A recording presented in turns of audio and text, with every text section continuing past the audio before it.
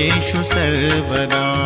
वक्रतुण्ड महाकाय सूर्यकोटि समप्रभ निर्विघ्नं कुरु मे देव सर्वकार्येषु सर्वदा।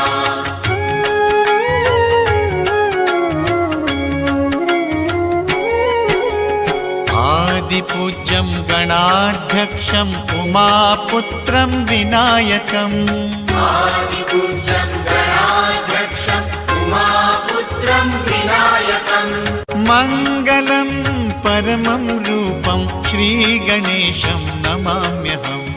मङ्गलं परमं रूपं श्रीगणेशं नमाम्यहम्।